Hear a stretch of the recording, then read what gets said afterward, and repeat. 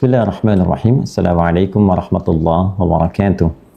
Alhamdulillahi rabbil alamin. Wassalatu wassalamu ala rasulillahil karim. Nabiyyina wa sayyidina Muhammadin wa ala alihi wa sahbihi ajma'in. Wa dhurriyyatihi wa ummatihi ila yaumiddin wa ba'd. Saudara-saudariku dimanapun kita semua berada, semoga tayangan kali ini menemui kita semua dalam keadaan sehat dan mulia di hadapan Allah Subhanahu wa Ta'ala. Alhamdulillah, kita telah memasuki hari ke-18 di bulan Ramadan tahun 1446 Hijrah, waktu Indonesia bagian Barat, tentu dengan zonasi seluruh wilayah Indonesia. Bermohon doa kepada Allah Subhanahu wa Ta'ala untuk kita semua tanpa kecuali. Semoga Allah berkenan menerima seluruh rangkaian ibadah yang kita tunaikan, dan semoga Allah berkenan mengabulkan doa-doa terbaik yang kita panjatkan, insya Allah. Teman-teman dimanapun berada, diketahui bahwa hari yang lalu, tepatnya 17 Ramadan 1446 Hijrah, seperti tahunnya datang Ramadan, di seantero dunia kita memeringati, mengkaji, mendalami tentang makna dan hikmah nuzulul Quran, turunnya Al-Quran. Episode kali ini akan menampilkan pendalaman dari makna dan hikmah nuzulul Quran dimaksud, khususnya yang terkait dengan penanggalan 17 Ramadan. Untuk itu mudah-mudahan dalam kajian yang singkat ini Allah Subhanahu wa Ta'ala memberikan kelancaran, pemahaman yang baik, dan kemampuan bagi kita untuk mengamalkan apa yang kita akan pelajari di kesempatan pagi ini waktu Indonesia bagian Barat, insya Allah. Teman-teman sekalian, berbicara tentang nuzulul Quran, kita antarkan dulu pemahaman dasarnya. Maka ini terbagi kepada dua proses. Proses pertama yang dimaksud nuzulul Quran, turunnya Al-Quran itu dari sumber utama di Lauh Mahfuz, firman Allah Subhanahu wa Ta'ala, 30 juz Al-Quran, 114 surah, diturunkan dari Lauh Mahfuz ke langit dunia, batas dari langit ke kehidupan Nabi Sallallahu Alaihi Wasallam di bumi. Jadi dari Lauh Mahfuz ke langit dunia, ila sama'id dunia. Ini fase yang pertama. Proses penurunan yang pertama ini digambarkan di dalam Al-Quran dengan ungkapan anzala yunzilu. Sekali lagi, anzala yunzilu, untuk menunjukkan sesuatu yang berlangsung turun secara sekaligus, secara utuh. Bila menggunakan bentuk pasifnya, maka menjadi unzila. Jadi anzala yunzilu, bentuk pasifnya unzila, yunzalu. Kemudian ada juga yang dimaksud dengan nuzul Al-Quran, diturunkannya ayat-ayat Al-Quran secara bertahap menjawab segala macam kebutuhan yang membimbing dakwah Nabi Muhammad SAW, mulai dari fase Mekah sebelum hijrah, ataupun juga pasca beliau hijrah dari Mekah ke Yathrib yang kelak bernama Al-Madinah Al-Munawwarah. Dalam periode ini kurang lebih berlangsung selama 23 tahun. Kurang lebih berlangsung selama 23 tahun. Maka ungkapan pada turun yang kedua ini digunakan kata nazzala. Nazzala yunazzilu, untuk menunjukkan sesuatu yang turun secara bertahap, yang berlangsung secara berproses, menjawab isu-isu, menjawab berbagai macam pertanyaan, dan juga sekaligus bimbingan pada dakwah Nabi Muhammad SAW dalam rangka mengarahkan, mencerahkan, dan membimbing umat pada kehidupan yang berkemajuan. Nah, ini ada dua fase. Jadi yang pertama dari Lauh Mahfuz turun ke langit dunia menggunakan kata anzala yunzilu, maka diturunkan secara sekaligus dalam proses yang menggetarkan seluruh alam langit, diinfokkan kepada seluruh bagian malaikat, dan mengandung kemuliaan yang sangat tinggi.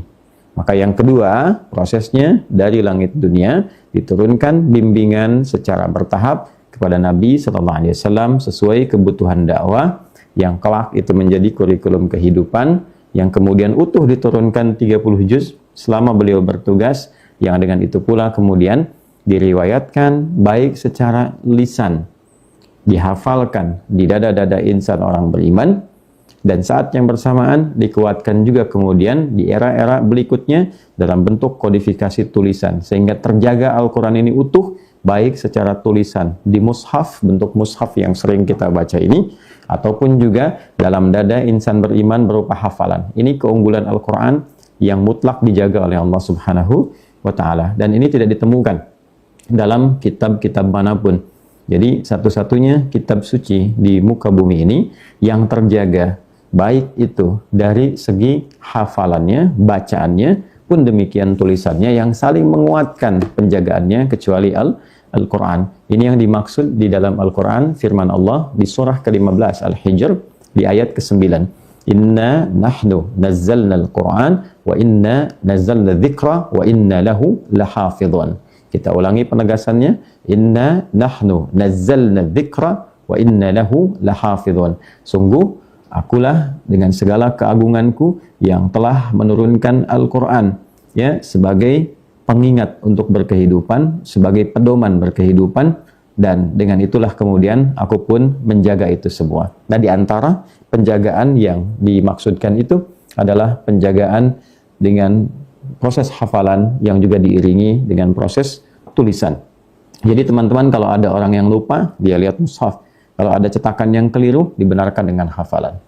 Nah, terkait dengan 17 Ramadan, maka para ulama memberikan gambaran yang dimaksud dengan nuzulul Quran di 17 Ramadan itu kembali pada tahap yang pertama.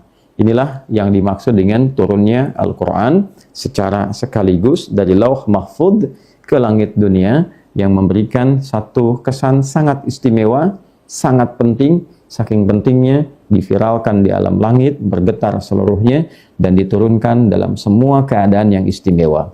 Jadi, saat turunnya istimewa, harinya istimewa, malamnya istimewa, bulannya istimewa, dan segala yang berlangsung dengannya istimewa. Sampai turun kepada Nabi pun, melalui malaikatnya, malaikat jadi istimewa. Nabi yang terpilih pun Nabi yang istimewa. Sayyidul Anbiya wal Mursalin. Jadi, kalau kita kemudian gali, penggunaan kata, saya sebutkan di awal, anzala, yunzilu, inilah yang kemudian ditampilkan dalam Al-Quran di surah kedua Al-Baqarah saat berbicara tentang keistimewaan puasa di ayat 185, kita temukan Allah Subhanahu wa Ta'ala menyampaikan tentang keistimewaan turunnya Al-Quran di bulan Ramadan. Allah berfirman, Syahru Ramadan alladhi unzila fihil Quran. Syahru Ramadan alladhi unzila fihil Quran. Perhatikan kata yang ditampilkan di ayat ini. Tadi saya berikan pengantar di awal, bukan nazzala tapi anzala, dalam bentuk pasifnya unzila. Syahru Ramadan, di bulan Ramadan yang istimewa, yang kita menunaikan puasa itu. Kapan Ramadan menjadi istimewa? Mengapa menjadi istimewa? Salah satunya adalah unzila fihil Quran, diturunkan di bulan itu Al-Quran. Karena menggunakan kata turunan dari anzala dalam bentuk pasif, unzila, dengan maksud penekanan tentang keistimewaannya.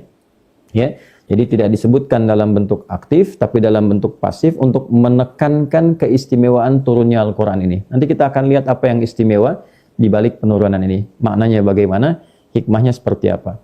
Tapi saya ingin tekankan sekali lagi, ketika menggunakan kata anzala, yunzilu, di sini unzila, ini menunjukkan proses yang pertama. Turun dari Lauh Mahfudz ke langit dunia.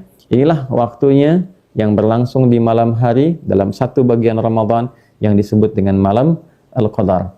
Ya, di Al-Quran surah ke-97 kita temukan dengan namanya surah Al-Qadar. Inna anzalnahu fi Lailatul Qadar. Ya, kita temukan katanya anzala. Inna anzalnahu fi Lailatul Qadar. Wa ma adraka ma Lailatul Qadar? Lailatul Qadri khairum min alfi syahr. Ya, jadi di antara keutamaan ketika Al-Qur'an itu diturunkan, saking dahsyatnya, saking mulianya, itu satu waktunya sama dengan lebih dari 1000 bulan. Jadi kalau kita ibadah di waktu itu bersamaan dengan waktunya, itu memiliki satu keistimewaan pahala yang berlipat lebih dari 1000 bulan. Ada yang menghitung kalau kurang lebih 80 tahun, Ya, maka orang kalau baca Quran pada saat itu pahalanya lebih dari 80 tahun dia baca Quran. Selama 80 tahun dia baca terus ya, kurang lebih. Ya, kemudian kalau dia sholat, sholatnya pun punya nilai yang sangat luar biasa. Kemudian tanazzalul malaikah waruhu fiha biidzni rabbihim min kulli amr. Para malaikat turun ya, memohon kepada Allah kebaikan-kebaikan dan menyertai orang-orang yang menunaikan ibadah di saat itu. Itu saking mulianya Al-Qur'an. Ya, malaikat pun ikut meramaikan zikir, ikut meramaikan nilai-nilai kebaikan untuk menyambut kemuliaan turunnya Al-Qur'an. Ini menunjukkan bahwa ada yang dahsyat dalam Al-Qur'an itu. Sampai kalau kita lihat di pembuka surah ke-44 Ad-Dukhan misalnya, ya, di mushaf halaman 496 sebelah kiri teman-teman, ayat yang ketiga, inna anzalnahu fi lailatin mubarakah, ya, inna kunna mundzirin. Sungguh dengan keagunganku, ya, aku turunkan Al-Quran itu di satu malam yang penuh dengan keberkahan. Dan dengan itulah aku yakinkan, kata Allah, ya, dengan Al-Quran itu diberikan pengingat, ya, diberikan jalan-jalan kebaikan yang mengingatkan kita, ya, pada nilai-nilai kebaikan untuk meninggalkan segala hal yang tidak baik. Maka secara singkatnya, ketika kita berbicara tentang kemuliaan Al-Quran, di fase yang pertama, ada hikmah besar yang ingin ditegaskan oleh Al-Quran. Nanti pada hikmah keduanya, itu adalah terapan ketika digunakan dalam berkehidupan.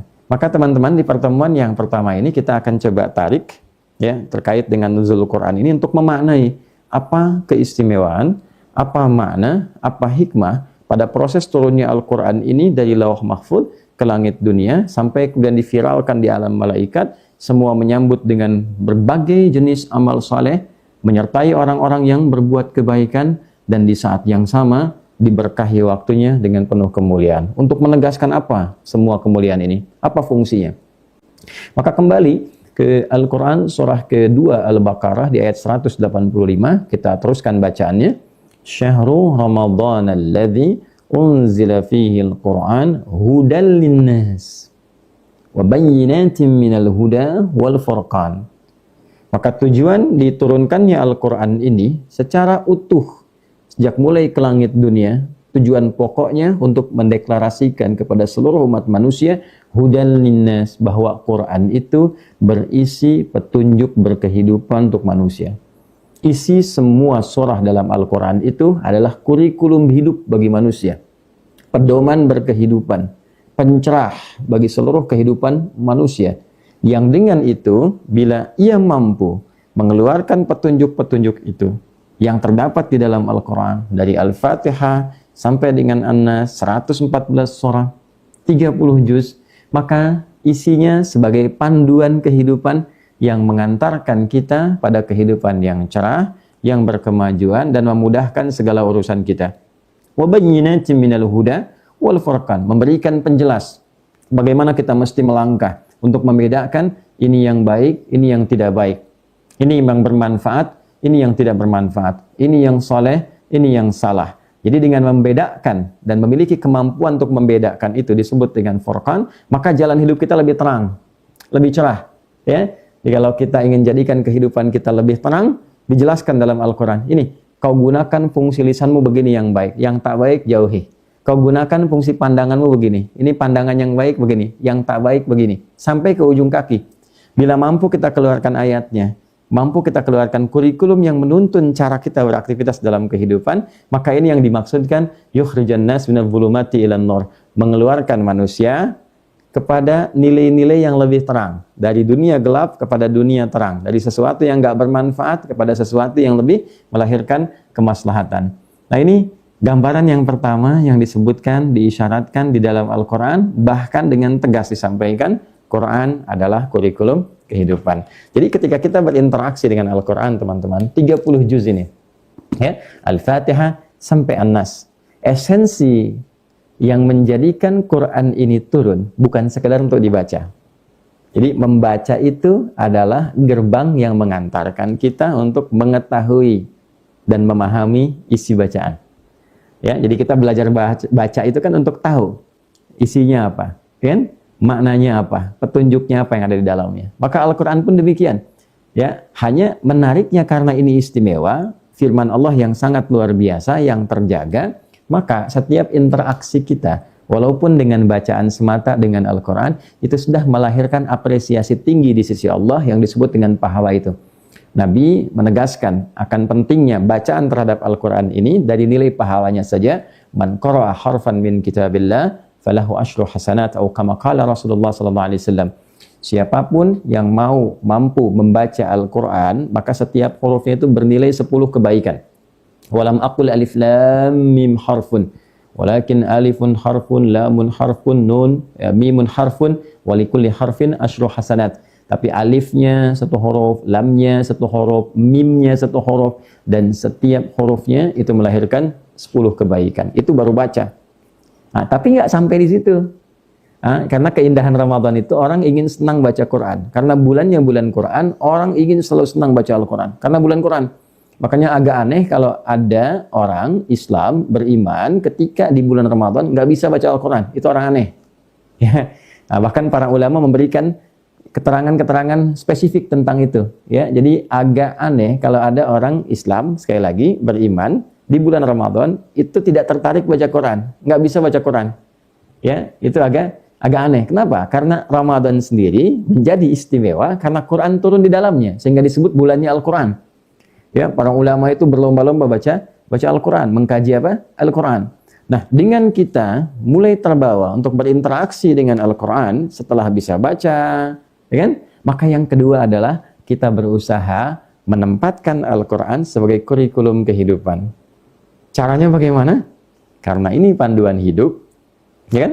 Selama berkehidupan di dunia sampai kita kembali ke akhirat, maka keluarkanlah secara singkatnya ayat-ayat Al-Quran yang beririsan dengan aktivitas kehidupan kita. Nah, itu caranya. Ya, jadi memosisikannya bagus, membaca bagus, ada pahalanya, menghafal lebih bagus, ya, supaya bisa dibawa dalam berkehidupan. Tapi ini akan terasa kenikmatannya, Al-Quran ini akan terasa mukjizat dan kebenarannya kalau kita keluarkan kurikulumnya yang memandu aktivitas kehidupan kita. Misal gini, ini yang belajar yang gampang dulu ya. Kita keluarkan di dalam Al-Quran panduan tentang memfungsikan anggota tubuh kita. Tadi saya antarkan di awal. Ya, apa ayat-ayat yang berkaitan dengan pikiran. Bagaimana berpikir itu bisa baik. Bukan hanya positive thinking. Ya, menghadirkan dugaan-dugaan yang positif untuk memberikan motivasi kepada diri agar semangat mengerjakan sesuatu, ya kan? Yang disebut dengan husnuzan itu, ya, bukan hanya tentang cara berpikir yang positif dalam arti menguatkan diri, membangun motivasi, tapi juga bagaimana memfungsikan akal ini supaya berpikir benar. Ya, akalnya sehat kalau dalam bahasa sekarang. Akal yang sehat itu bagaimana? Di Quran itu lengkap. Ada tafakkur, mengkonstruksikan akal pikiran itu sesuai dengan giat kita. Merumuskan kegiatan sebelum dikerjakan. Gunakan akalnya. Hari ini saya akan merencanakan apa? Kira-kira tantangannya bagaimana? Ya kan? Menghadapinya seperti apa? Itu Quran tuh sampai bicara seperti itu. Kemudian setelah itu bagaimana? Ya, analisisnya menggunakan tanadzur, riset. Pekerjaan-pekerjaan ini akan menghasilkan kebaruan apa? Novelty-nya apa? Manfaat bagi diri sayanya apa? Kemudian tadabbur, mempelajari dampak dari satu kegiatan. Kalau ini dikerjakan seperti ini, dampaknya akan bagaimana? Ya? Setelah itu tadzakkur, bagaimana mengkorelasikan kegiatan duniawi kita tersambung dengan ingatan kita kepada Allah sehingga punya nilai di hadapan Allah untuk pulang. Sampai segitunya. Itu tadzakkur. Ya, dipersingkat nanti ada zikir dan fikir. Bagaimana fikir itu mengoneksikan diri kita, ya, secara akalani, akal kita secara intelektual dengan zikir, ketersambungan dengan Allah sang pemberi akal ini. Supaya punya nilai di hadapan Allah. Jadi ketika berpikir pun itu ada pahalanya. Ya, terbayang nggak? Berpikir itu ada pahalanya. Dan ketika pikiran dikeluarkan dari knowledge, dari pengetahuan, ya, kemudian menjadi sebuah karya, karyanya pun jadi nilai ibadah. Dan itu yang dilakukan para ulama kita dulu. Itu baru dari pikiran. Ya, sehingga Anda bisa bayangkan dari orang yang hidup di zaman jahiliyah, ya, titik kriminal paling rendah, ya, di masa itu gitu. Tiba-tiba dengan pedoman Al-Quran ini bisa mengantarkan mereka pada status khairu ummah, orang terbaik yang pernah berkehidupan di bumi. Berubah dari cara berpikirnya, cara merumuskan sesuatu, cara mendedikasikan karya. Setiap karya itu ada manfaat dan viral sampai sekarang, melewati zamannya. Ya, bagaimana seseorang yang betul-betul memaknai Al-Quran dengan baik, mengamalkan petunjuknya sesuai dengan kebutuhan hidupnya, maka karyanya pun itu melampaui zamannya. diingat ia, bahkan melampaui batas usia kehidupannya. Ini teman-teman, setelah nanti dari akal pikiran tembus misalnya ke pandangan. Apa ayat-ayat Al-Quran yang bicara tentang mata? Bagaimana mata ini dibimbing untuk memandang, untuk melihat. Ini yang harus dilihat. Ya, kalau kira-kira tak pantas untuk dilihat, begini cara memalingkannya. Dari mata turun, kemudian ke lisan. Mulut dibimbing cara bicara. Bicara yang baik seperti apa? Bicara yang bernilai bagaimana? Ya, ke samping ke telinga. Bagaimana cara mendengar yang baik sampai ke ujung kaki. Anda bayangkan, itu dari aspek menampilkan perilaku kita menjadi karakter kinerja. Jadi di sini ada karakter intelektual, ini karakter kinerja, kinerja fisikal namanya. Al-Quran. Dari tubuh kita dulu. Ya. Setelah itu bagaimana cara berpakaian. Dibimbing juga, walibasut taqwa dzalika khair. Ini kalau saya rinci ayat-ayatnya cukup luar biasa. Ya, terukur sekali, terukur dan presisi. Dari ujung kepala sampai ujung kaki, lalu sampai ke pakaian. Ya, dan itu indah sekali. Apa perbedaan pakaian laki-laki dengan pakaian perempuan? Kenapa kemudian datang syariat hijab untuk perempuan? Apa hikmahnya menggunakan hijab itu? Ya, itu sampai dijelaskan oleh Allah, itu dijelaskan. Ya, kamu diberikan kesempatan berhijab ini supaya tujuannya begini, begini, begini. Saya punya keyakinan mendalam ketika seorang muslimah, seorang perempuan muslimah dan dia beriman memahami ayat hijab dengan izin Allah Subhanahu wa taala, dengan izin Allah, saya punya keyakinan yang sangat kuat, tidak akan pernah ditinggalkan jilbab itu. Tidak akan pernah ditinggalkan hijab itu. Karena itu tanda cinta dari Allah yang memberikan perlindungan kepada setiap muslimah. Ya, asa an yu'rafna fala yu'daina, diberikan hadiah hijab itu untuk dikenali sebagai seorang muslimah sehingga berlaku hukum perlindungan untuknya. Setiap yang mengenakan jilbab itu dia muslimah, maka wajib bagi orang sekitarannya, pria-pria muslim, untuk melindunginya. Dan itu ada kisahnya. Ya, Masya Allah gitu ya. Kemudian itu baru pakaian. Sekarang kita bawa dalam kehidupan rumah tangga. Pernahkah kita mengeluarkan ayat, misalnya ayat-ayat tentang seorang pria dengan fungsinya di rumah tangga? Sebagai anak laki-laki bagaimana? Ya, lalu sebagai suami bagaimana? Apa kewajibannya? Ya kan? Apa haknya? Sebagai ayah bagaimana ketika punya anak? Ya pun demikian dengan yang perempuan. Sebagai anak kepada orang tua bagaimana? Kalau jadi istri kepada suami mesti bagaimana? Kalau jadi ibu kepada anak bagaimana? Pernah nggak keluarkan ayat-ayat yang dalam Al-Quran? Kenapa ada surah perempuan, An-Nisa? Ya, tapi nggak ditemukan surah laki-laki, ya? Itu ada hikmahnya juga. Nah, jadi teman-teman sekalian, semua ayat-ayat ini berupa pedoman kehidupan, itu membentuk kurikulum. Ada kurikulumnya, ada bagian-bagiannya. Nah, orang-orang yang konsentrasi mengeluarkan kurikulum ini berdasarkan petunjuk ayat-ayat ini, dan ia tunggangi ayatnya dalam kehidupan, menjadi pemandu ia dalam kehidupan, berdasar semua catatan perjalanan sejarah 100%. Sampai hari ini tidak ada orang yang menjadikan Al-Quran sebagai pedoman berkehidupan kecuali menjadi orang yang terbaik, teladan di zamannya dan inspiratif, membawa nilai-nilai kebaikan. Ya, dipraktekkan lagi dalam kehidupan. Teman-teman yang berbisnis, keluarkan ayat-ayat bisnis. Teman-teman yang di birokrasi, keluarkan ayat-ayat tentang tata kelola pemerintahan. Ya kan? Teman-teman yang hidup di dunia pengetahuan, keluarkan ayat-ayat tentang ilmu. Ya, ilmu itu bagaimana? Puncak tertinggi ilmu itu apa? Ya kan? Bagaimana kontribusi dari pengetahuan menjadi karya yang sifatnya bisa bermanfaat dalam kehidupan. Bagaimana cara kita belajar untuk meningkatkan wawasan, sekaligus mengoneksikan wawasan ini dengan pemberi pengetahuan kepada Allah. Saat yang bersamaan, belajar ilmunya menguat, imannya pun meningkat. Dan hebatnya begini, ada lagi panduan dalam Al-Quran ketika seseorang menuntut ilmu, diupayakan sebaik-baiknya dia membawa riset yang dibutuhkan di tempat dia tinggal. Itu di Quran ada. Surah ke-9 misalnya, kalau kita bawa ke ayat 122. وَمَا كَانَ الْمُؤْمِنُونَ لِيَنْفِرُوا كَافَّةً فَلَوْلَا نَفَرَ مِنْ كُلِّ فِرْقَةٍ مِّنْهُمْ طَائِفَةٌ لِيَتَفَقَّهُوا فِي الدِّينِ وَلِيُنْذِرُوا قَوْمَهُمْ إِذَا رَجَعُوا إِلَيْهِمْ لَعَلَّهُمْ يَحْذَرُونَ.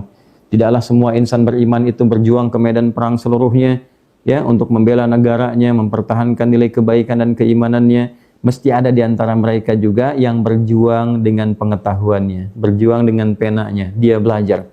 Bagaimana cara berjuang dengan pena, belajar, sehingga mampu berbakti untuk negaranya, untuk bangsanya, untuk daerahnya, dalam konteks beribadah kepada Allah, maka belajar dengan serius. Dia tafaqahu fiddin, sampai paham, sampai ngerti. Ya, teman-teman ada yang belajar di dalam negeri, ada yang keluar negeri, Ada yang di Timur Tengah, ada yang di Amerika, ada yang di Eropa, ada yang di diaspora, macam-macam di luar itu. Ya, yang terbaik itu bagaimana? Anda yang dari tiap daerah itu, apalagi dibiayai negara untuk belajar itu, keluar, riset kepentingan di daerah kita masing-masing. Ya, misal yang dari Sumatera nih, Sumatera Barat misalnya kan, ada yang dari Bukit Tinggi, Sumatera Selatan, ada yang dari Medan misalnya sampai ke Binjai. Sumatera Selatan itu Palembang ya, Sumatera Utara dari Medan sampai ke Binjai misalnya, misal ya. Nah ini ketika berangkat keluar, apa keperluan di Bukit Tinggi? Riset.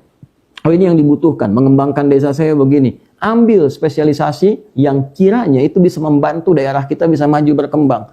Itu spirit Quran itu sampai begitu. Ya, yang dari Medan, yang dari Binjai, yang dari Deli Serdang, yang Palembang, kan? Ya, sampai ke Muara Enim, sampai ke Jakabaring dan seterusnya. Dipelajari kebutuhannya apa di daerah saya. Karena setiap daerah itu punya keunikannya, punya keistimewaannya, punya karakteristiknya. Secara geografis berbeda, secara sosiologis masyarakatnya boleh jadi juga tidak serupa karakternya. Apa yang dibutuhkan di daerahnya? Riset, belajar. Termasuk ini dalam kampus nasional, lokal, di domestik. Ya, ada yang dari Sumatera ke Jawa, kuliah di beberapa kampus-kampus elit. Bukan hanya cari gelar. Ya, Quran memandu kita bagi seorang muslim. Coba riset kebutuhan daerahnya bagaimana. Pulang, ada yang lulus ITB, ya, lulus UGM misalnya, lulus UI, lulus di kampus-kampus lain dan sebagainya, kan? Pulang ke daerah masing-masing, maka apa yang dia lakukan? Dia riset daerahnya butuh apa, dan ketika pulang ke daerahnya dia bangun daerahnya kembali sehingga maju. Nah, ini kalau kita praktekkan bagi mahasiswa-mahasiswi yang muslim tuh, muslimah, ambil aja itu. Ya. Balik, bangun negeri kita, itu Masya Allah, pasti terbantu. Dengan spirit itu terbantu. Nah, ini kurikulum, dulu seperti itu. Semua orang yang belajar, ya, itu memberikan kontribusi terbaik untuk daerahnya, untuk negaranya, sehingga dia bangun itu dan jadilah kemudian satu peradaban yang mencerahkan dan berkemajuan. Ini teman-teman sekalian spirit yang kalau kita praktekkan dengan sungguh-sungguh, dengan serius, liyunziru qaumahum idza raja'u ilaihim, pulang kembali. Bahkan ini yang paling menariknya ada training for trainers. Kumpulkan lagi kader-kader, ya, yang dari luar negeri balik ke daerahnya, kumpulkan lagi. Oh, siapa yang mau jadi ahli tafsir? Ya, kuliah ke Universitas A, Universitas B, Universitas C di luar, ya kan? Ada yang misalnya ke Madinah, ada yang ke Ummul Qura di Mekah, ada yang ke Al-Azhar, ada yang kuliah dakwah di Libya, ada yang ke Zaitunah di Tunisia. Alumninya pulang, kumpulin di daerahnya itu, berikan mereka wawasan, berikan pencerahan, siapkan, latih bahasa Arabnya dengan bagus, berikan jalan yang benar, ya kan? Setelah itu berikan informasinya. Ya, setelah informasinya diberikan, bangun aksesnya, berangkatkan. Kerjasamakan dengan Pemdanya untuk memudahkan mereka berangkat dan balik lagi, ngajar lagi, isi madrasah-madrasah. Setiap desanya dipimpin oleh imam-imam, alumni-alumni yang baik, yang paham agama dengan benar. Itu kalau bisa seperti itu, Masya Allah. Nah, ini yang sekarang ini barangkali penting untuk kita kembangkan dalam berkehidupan. Ini kalau seperti ini caranya, insya Allah kan akan manfaatnya terasa. Itu kenikmatan Quran baru terasa ketika kita bisa mengamalkannya. Demikian teman-teman, ya. Jadi yang beraktivitas di pemerintahan pun misalnya, gitu kan? Ini ada ayat-ayatnya sendiri, ya, tentang berbicara tentang keamanan, berbicara tentang militer, berbicara tentang pengadilan, ya. Bahkan kalau kita mau merinci dengan lebih baik tentang praktikalnya, implementasi ayat-ayat ini dalam konteks berkehidupan, tinggal kita lihat bagaimana hadis-hadis Nabi Sallallahu Alaihi Wasallam membimbing kita semua.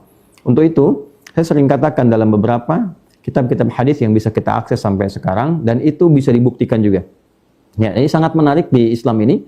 Al-Qur'annya punya sanad, transmisi riwayat yang tersambung sampai ke Nabi Sallallahu Alaihi Wasallam, dari Nabi tersambung juga riwayatnya sampai ke Rabbul Alamin, Allah Subhanahu Wa Taala. Dalam hadis pun saking ketatnya penelitian informasi itu, bagaimana taunya itu berita yang disampaikan Nabi, itu pun ada jalur periwayatnya yang bisa kita akses. Setiap orangnya bisa diketahui dari si fulan hidup atau tidak, ya, di era kapan dia hidup, bagaimana perilakunya, itu sampai buku-bukunya pun, ya, itu dikodifikasikan, ditulis oleh para ulama untuk menjelaskan kepada kita demi menjaga kemurnian sumber ajaran agama ini.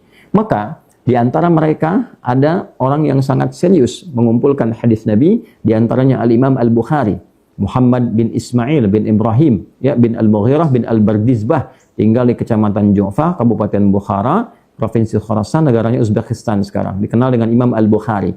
Maka beliau mencoba merumuskan ini ayat-ayat Quran secara tematik yang dipadukan keterangannya lewat hadis-hadis Nabi Muhammad sallallahu alaihi wasallam. Maka dikolektifkan ayat-ayat ini dengan hadis-hadis itu dalam bentuk tema-tema kehidupan. Disebut kitab jami' namanya.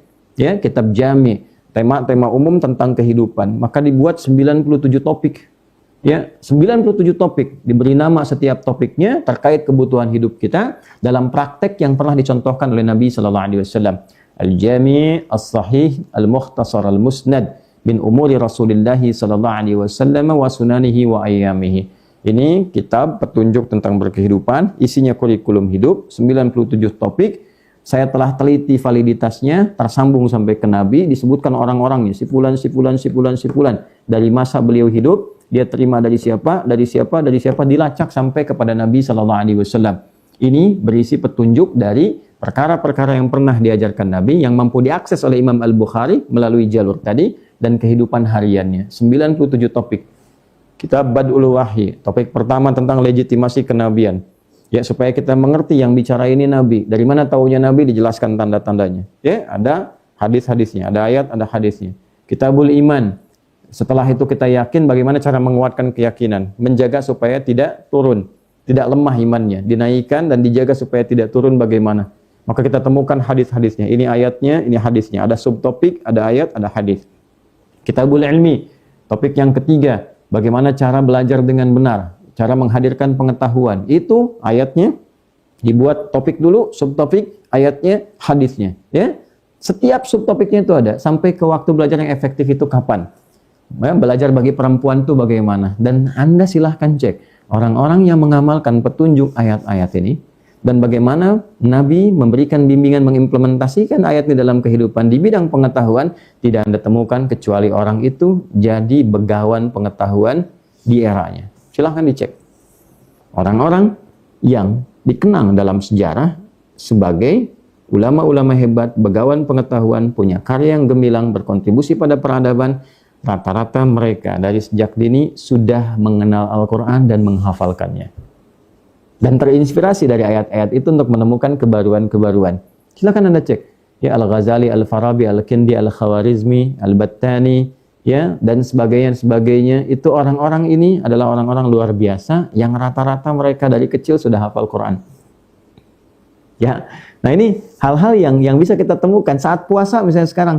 Ya, ada di topik ke-30, Kitabus Shaum. Topik ke-30 dipecah lagi menjadi 69 subtopik. 69 subtopik itu ada ayatnya, ada hadisnya, ada ayatnya, ada hadisnya, sampai 121 hadis kita akan temukan insya Allah dalam Sahih Al-Bukhari.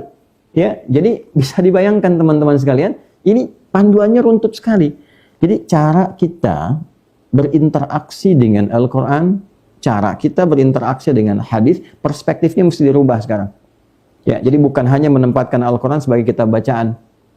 Yang lebih tragis lagi kalau cuma disimpan, ya, mahjura. Ya, disimpan aja, jadi koleksi, ya, jadi hiasan yang jarang dibaca, jarang diakses. Kita rubah cara berpikirnya, kita rubah perspektifnya.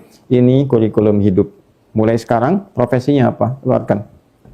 Ya, saya profesinya hakim, saya polisi, saya tentara, saya diplomat, ya, saya di anggota dewan. Turunkan supaya mengerti itu. Ayatnya apa? Ya, hadisnya apa yang membimbing itu? Kalau susah, kitabnya banyak sekarang. Buku-buku para ulama, gampang sekali membukanya. Yang di bisnis kita butuh tijarah, kan? Ya, pembahasan tema tentang bisnis keluarkan. Ada ayat-ayatnya, ada hadisnya, bagaimana bisnis yang berkah, bagaimana cara meraihnya, zikirnya apa, implementasinya bagaimana, kalau menghadapi tantangan dalam dunia bisnis seperti apa, ya kan? Mulai tantangan yang tidak wajar, ya, kadang-kadang ada yang persaingan tidak sehat, ada yang ingin menghancurkan, ya, seperti apa mengelolanya supaya hal itu menjadi baik. Bagaimana mengelola diri supaya tidak iri dengan penghasilan orang lain, paham tentang bab rizki, itu ada semua, runtut. Ya? Nah, nanti di pemerintahan misalnya, ada di Sahih Muslim itu Kitabul Imarah, tata kelola pemerintahan, dipecah lagi. Ya, sampai kalau kita lihat di Kitabul Imarah itu ada bimbingan hadis-hadis tentang penanganan korupsi kalau kita sekarang, tugas KPK lah ya, kalau kita lihat itu, ada. Ya, motivasi orang itu melakukan korupsi itu apa? Bagaimana orang itu tidak terjebak dalam dunia korupsi? Apa hukum orang nyogok dengan disogok? Gitu kan? Ya, bagaimana menghindari sikap-sikap demikian, membentuk karakter menjadi integritas secara moral yang baik, bagaimana itu ada semua itu. Ya, makanya jarang kita temukan kisah orang-orang dulu yang benar mengamalkan isi Quran itu terjebak dalam dunia kriminal, itu sangat jarang. Jarang sekali. Ya. Nah, demikian teman-teman sekalian memposisikan nuzul Al-Qur'an bukan hanya sekedar kita memperingati secara formalitas, ya, mengenang kembali Al-Qur'an pernah diturunkan, dijaga sampai sekarang, itu sudah selesai, hatam semua. Hatam informasi itu. Yang belum hatam itu bagaimana mengkonstruksikan semua kurikulum itu menjadi panduan kehidupan yang kita amalkan. Baru terasa Quran ini menjadi mukjizat ketika kita bisa mengamalkan itu. Yang sesungguhnya. Ya, baru dibaca pun terasa mukjizatnya, dihafalkan pun terasa mukjizatnya, tapi baru terasa kenikmatannya ketika diamalkan isinya. Nah, inilah teman-teman bagian yang pertama tentang nuzul Al-Quran itu, ketika kita sebutkan 17 Ramadan waktu turunnya Al-Quran dengan peristiwa Anzala, maka nanti bimbingan Anzala ini pada bagian keduanya, saya tidak akan pecah menjadi episode yang kedua, pada hari ini saya tuntaskan dengan singkat. Maka ketika ini diturunkan dari langit dunia ke Nabi Muhammad SAW, ya, melalui diantaranya malaikat Jibril alaihissalam, maka beliau ketika ditunjuk oleh Allah untuk menurunkan Al-Quran pada Nabi Muhammad SAW, naik status menjadi para pemimpin malaikat, namanya Ruhul Amin, ya kan? Naik status tuh. Jadi diturunkan di satu malam, malamnya jadi yang terbaik, diturunkan di hari Jumat, Jumatnya jadi Sayyidul Ayyam, diturunkan satu bulan, bulannya diberkahi Ramadan, diturunkan lewat malaikat, malaikat yang naik status jadi Sayyidul Malaikat, diberikan kepada seorang nabi yang mulia, nabinya naik status jadi istimewa. Diturunkan di Mekah, Mekahnya Mukarramah, diturunkan di Yathrib jadi Madinah Munawwarah. Bayang ya? Nah, itulah secara periodik dituntun Nabi Muhammad SAW untuk menerapkan, memberikan petunjuk dan mengamalkan isi Quran, memandu umatnya sesuai dengan kebutuhannya. Allahu Akbar. Jadi selama perjalanan berkehidupan berdakwah kurang lebih 23 tahun dari fase Mekah ke fase Madinah sampai beliau meninggal dunia, kemudian sebelumnya tuntas Quran diturunkan, itu dipandu penempatannya. Ada kasus begini, ini cara menyelesaikannya. Ada tindakan orang terjebak dengan khamar. Khamar itu segala macam hal konsumtif yang merusak akal. Kalau dulu lebih banyak dengan minuman keras, ya, tuak, arak dan sebagainya, gitu kan? Nah, kalau sekarang bisa kita pahamkan juga dengan sebutan mirasantika, gitu kan? Minuman keras dan narkotika. Segala yang merusak akal, narkotik. Mau sabu kah, mau ekstasi kah, mau macam-macam itu yang merusak akal itu masuk pada kategori itu. Nah, penanganannya bagaimana? Kalau orang kena candu bagaimana membebaskannya, gitu kan? Nanti ada tindakan kriminal, penyakit sosial lainnya di masyarakat. Ada yang fahsya sifatnya, zina dengan segala turunannya, ya. Ada zina, ada LGBT misalnya, ada macam-macam, ada hal-hal yang mengarah kepada sifat pornografis atau porno aksi. Bagaimana penanganan hal-hal yang demikian, ya kan? Itu ada semua. Ayat-ayat tuntunannya sampai praktikal. Nabi mengatasi masalah sosial itu seperti apa? Penyakit-penyakit sosial.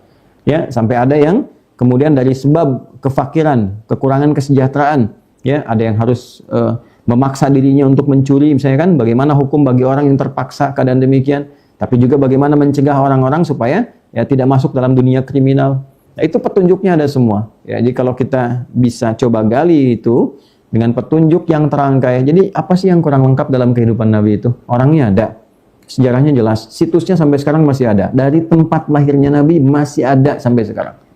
Ya, sampai makamnya pun meninggalnya di mana, posisinya di mana ada sampai sekarang. Anda bayangkan, perjalanannya jelas. Tidak ada satu manusia pun yang dibahas dari mulai sebelum lahir sampai meninggal dunia, bahkan setelah meninggal, kecuali Nabi mulia Muhammad SAW. Anda silahkan cek. Ya, sebelum lahir itu sudah dibahas.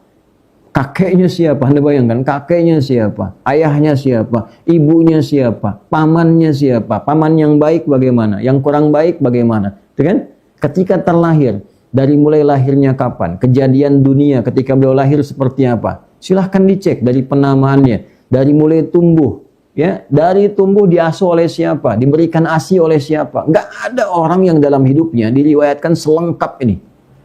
Ditulis oleh banyak pihak. Diriwayatkan secara lengkap. Tidak ada yang seperti ini. Ini menunjukkan ini bukan manusia biasa. Ini Nabi, ini Rasul. Nabi, Rasul. Karena sifat manusia akan punya fitrah kemanusiaan. Dia ditulis dengan nilai-nilai kemanusiaan. Ya, tapi ketika Nabi, ketika Rasul, maka Allah yang menggerakkan lingkar sekitar kehidupannya untuk mendokumentasikan perjalanan kenabian dan kerasulannya untuk menguatkan bahwa inilah seorang utusan, bukan manusia biasa. Dan hebatnya, setiap bagian dari paragraf kehidupan beliau itu, alinea perjalanan dakwahnya itu terangkum, tertuliskan, terdokumentasikan secara sempurna dan melewati masa-masa kehidupan beliau. Sampai sekarang orang bisa menulis dan bisa mengakses runtutan-runtutan itu secara sejarah. Ya, si fulan yang hidup bersamanya siapa, sosoknya siapa, orangnya bagaimana. Anda bisa bayangkan, bisa nggak kita sekarang dapatkan sosok seorang hidup, bisa dikenali sahabatnya siapa saja di sekitarannya, aktivitasnya bagaimana, bagaimana perubahan karakternya ketika sebelum dan setelah berteman dengan Nabi, ya kan? Belajar dengan Nabi, mulai mengenal Allah, beribadah, itu semua lengkap teman-teman. Jadi kalau dengan semua keterangan itu, ya kita kemudian komparasikan, coba komparasikan. Misalnya untuk orang Islam ya, untuk meyakinkan keislamannya, kebenaran keislamannya, coba dikaji lagi. Tahu dari mana kalau Al-Quran ini benar firman Allah? Kaji. Ada nggak yang seperti Al-Quran? Ya, bisa nggak dituliskan satu buku misalnya di muka bumi ini yang bisa dihafal sampai titik komanya? Ya, sampai titik komanya, hafalan sempurna dengan bahasa aslinya, bahasa asalnya yang tidak berubah dalam setiap perkembangan zamannya. Ya, dan yang paling luar biasa yang menghafal ini bukan hanya yang bisa melihat. Yang orang sebut tak melihat pun, yang buta pun bisa menghafalkannya. Bukan hanya orang dewasa, anak kecil yang belum balik itu bisa hafal Al-Quran. Orang dewasa sampai yang sepuh bisa hafal Al-Quran dan terjaga. Adakah yang seperti ini? Kalau baru dihafal, lihat isinya. Ada nggak manusia yang bisa bikin seperti ini? Dari mulai isinya, informasinya, nilai-nilai isyarat-isyarat ilmiah yang terdapat di dalamnya. Setelah itu cek nabinya. Ada nggak sosok nabinya? Siapa orangnya? Di mana lahir? Bagaimana biografinya? Ya, seperti apa lingkungan sekitarnya? Dan apa pembuktian yang sesungguhnya bahwa dia itu benar-benar nabi? Pernah mengajar umat, bagaimana umatnya? Berubah atau tidak? Seperti apa keadaannya? Itu demi Allah saya katakan, kalau kita bisa sudah seperti ini, lo komparasikan. Itu semakin menguatkan keyakinan kita tentang kebenaran Islam. Tapi tidak cukup dengan yakin saja. Untuk merasakan kenikmatan dari keyakinan itu, perlu mengamalkan inti ajarannya. Ini hakikat nuzulul Quran. Jadi nuzulul Quran seharusnya mengembalikan kita menjadi manusia Qurani. Manusia Quran yang berjalan, yang berusaha mengamalkan isi Quran sesuai kemampuan kita masing-masing. Tidak harus ada tuntutan untuk menghafalkan seluruhnya, tidak. Kecuali bagi para hufadz, hamalatul Quran, yang ingin menjaga Al-Quran masuk dalam lingkaran itu. Ya kan? Tapi bagi kita setidaknya umat Islam, pekerjaannya apa? Keluarkan ayatnya, dalami itu sesuai dengan profesi masing-masing dan coba amalkan dalam kehidupan. Dengan itu kita akan merasakan kenikmatan nilai-nilai Quran dan keindahan Quran dan merasakan mukjizat yang sesungguhnya. Rasakan bedanya, bedakan rasanya dan pasti akan terasa bedanya. Subhanakallahumma rabbana wa bihamdika asyhadu an la ilaha illa anta nastaghfiruka wa natubu ilaik. Allahumma ij'alna min ahli al-Quran waj'alil Qur'ana sahiban lana fid dunya wa nuran lana fil qubur wa syafi'an lana fil akhirati ya arhamar rahimin. Teman-teman, terima kasih atas perhatiannya. Sekaligus juga kita berduka di saat-saat ini karena kemarin bertepatan dengan 17 Ramadan 1446 Hijrah telah wafat berpulang pada Allah Subhanahu wa taala seorang alim ahli hadis dari Mesir, beliau Syekh Abu Ishaq Al-Khuwaidi, di antara tokoh yang kini di era sekarang menguasai bidang hadis khususnya, dan kita bermohon pada Allah Subhanahu wa taala semoga dilimpahkan rahmat kepada beliau, diterangi kuburnya, dan semoga dari karya-karya yang dihasilkan bisa juga menghadirkan ulama-ulama yang meneruskan perjuangan beliau untuk menjaga, menebarkan dan memberikan contoh teladan melalui kehidupan Nabi SAW lewat hadis-hadis beliau yang mulia. Terima kasih atas perhatiannya. Adi Hidayat. Assalamualaikum warahmatullahi wabarakatuh.